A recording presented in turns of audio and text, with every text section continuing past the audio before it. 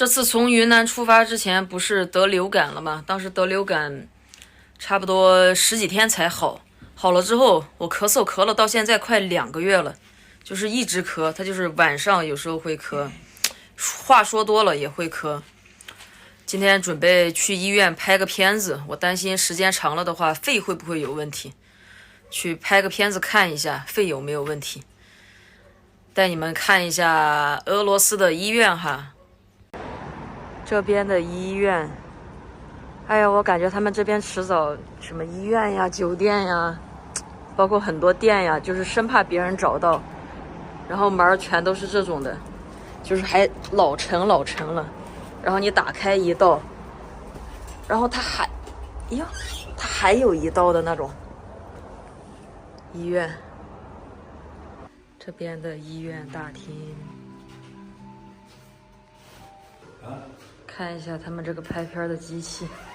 刚刚就让我站在这里，然后贴在这里深呼吸，然后他从里边这里放片子进去，这么拍的。他这个医院里面的环境，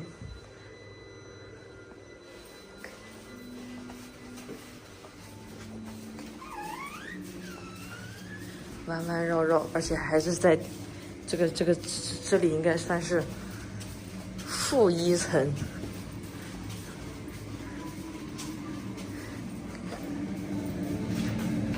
看，就这种环境。还得小心碰到头啊，还得小心碰到头。我都感觉像是贩卖器官的地方。还在楼下，你看那犄角旮旯的这种感觉。这个结果出来了，一张纸，然后看的还看不清楚。拍片的那个说我咳嗽的问题应该是肺上的问题，但是呢，具体什么问题要让大夫看，但是呢，大夫又不在。有张光盘，然后这个是拍片的那个大夫给的结论啊，但是这也看不懂。刚刚下那个楼下去拍片的时候，甚至给我一种那里是不是贩卖器官的那种感觉，就是他还是在地下室里边，医生不在，然后我让他发一个清晰的那个图片发到邮箱里，找中国的医生看吧。反正把片子拍了，我得确认一下我的肺有没有问题，不然的话进了申根国之后可能会更麻烦啊，一个更贵，一个更麻烦。在这边看一下，心里边好踏实一点。今天拍片子是总共花了2800卢布，2800卢布折合人民币的话就是240，然后挂号什么的都没有费用，就是一个拍片子的费用。这还得亏是有个熟人，不然的话找医院也好，跟他们沟通也好，其实在国外特别不方便。特别是像俄罗斯这边，他们都不会英语，要会英语的话，飘飘沟通起来都是没问题的。你车停哪儿了？忘了。这儿。这儿。我们刚刚就是应该往过转了一下嘛。这边停车收费吗？收费啊。但你像俄罗斯停车收费的话，它是收多少钱？哦，这里就是画的停车位。这画的停车位啊，也是按时间收，1个小时大概多少钱呢？1个小时，它就根据位置不一样。大概。我们现在这个停车场1个小时就150多块。150等于多少钱？10多块啊！1个小时10多块的停车费啊！它这是比较是市中心了。这里算是哦，就位置很好了是吧？好吧。他这边画的车位画的真大，这么大车位，市中心，真舍得画这车位。拍出来的那个片子我发给国内的医生看了，但2个人给的结论不一样，一个说我是支气管炎，还有一个说是什么过敏。我这个咳嗽反正一直没好，然后前段时间也吃了不少药。有人知道这到底是为什么吗？我的肺没有问题，我的肺反正2个医生都说我肺没有问题啊。然后肺应该是没有问题。哎呀，这老是咳嗽，这搞得心里边慌慌的。在国外其实看病感觉很不方便啊。来俄罗斯这么久了都没有吃过正儿八经的俄餐，今天准备去吃一顿俄餐。正中间的小寿星是我女儿。你女儿今天过生日，你也不给我们说，提前都不说一声。你们到来就是最大的礼物。也不提前说一声，也没准备个礼物、蛋糕啥的。23岁生日。你女儿今天23岁生日。对，左边是她的老公。啊，这个是她的老公，乌克兰人。右边是她妈妈，就是我的亲家母。啊，她叫莲娜。啊，在来俄罗斯的路上受伤，现在还在治疗。还在治疗。现在还在治疗。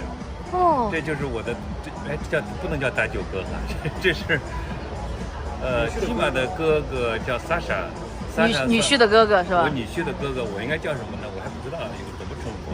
那当时就是俄乌事件的时候，他当时也在乌克兰。当时他已经在俄罗斯了，但是他的儿子和妈妈，他儿子叫阿日仲啊，还在乌克兰。哦，当时是他是跟爷爷奶奶一起就过来的。对，后来一起。这个是他的儿子。对。哦。这位小姑娘啊，是我女儿的闺蜜啊，娜斯佳。然后这位就不介绍了。对啊，中国人不会介绍吧？介绍一下吧。在俄罗斯的成功商人可以自己做介绍啊。对，可以说中文。成功商人大老板啊，在这边做电子烟生意的，就是做电子烟，在中国制造，然后弄到俄罗斯来卖。在俄罗斯这边电子烟特别吃香，是吧？然后这个也是在俄罗斯的中国商人，他主要是把俄罗斯的一些产品带回国。就这样 ，Hello， 今天大家在一起吃饭。看着图片点了一大堆，这会儿上的差不多了。这个是我点的鱼，好像是多宝鱼啊。这个是俄罗斯的红菜汤，很出名这个。然后饺子，那个饼居然这么大，太大了，好大一个饼。然后这个好像是这个照个特写，跟披萨一样，对，这就是俄罗斯的大饺子。反正就是炸的这个口味，我觉得应该跟中国挺像的。然后旁边这里配的这个馅是什么？酸奶还是奶酪？奶油吧。然后这个汤不知道是什么汤，反正就是看着。然后这个也是鱼，然后鱼、虾，给他。然后这个是什么？通心粉啊，给他。就这些吃的。然后这边的香槟，他们喝的是香槟。香槟就小小的一瓶刚好可以倒这么一杯，0.2升。尝一下俄餐的味道啊！之前在绥芬河吃过一次俄餐，简直就是黑暗料理。今天在莫斯科再来吃一次俄餐，看一下啥味道啊！这个鱼做的挺好的，做的很好。没啥味儿，只有黑胡椒味儿。俄罗斯版韭菜盒子，里边有奶酪。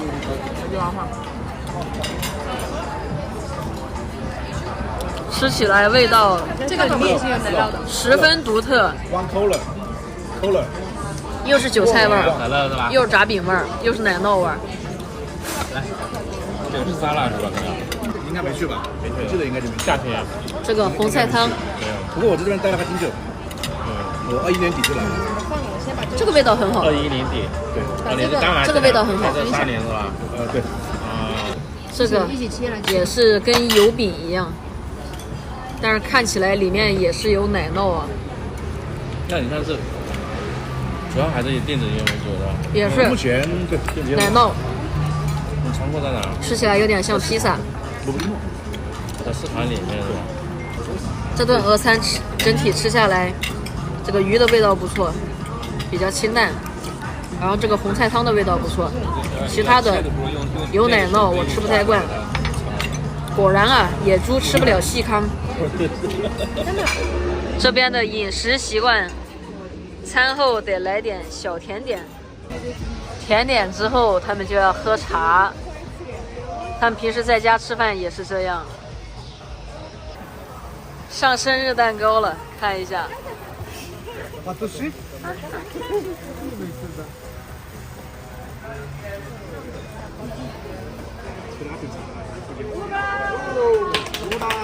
乌拉，那这个时候说乌拉什么意思？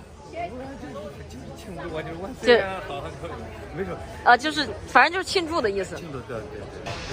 刚刚进来的时候忘了拍餐厅的环境，这会儿是11点钟了，给你们看一下这个餐厅的环境哈。11点多了，那会儿来的时候全部爆满。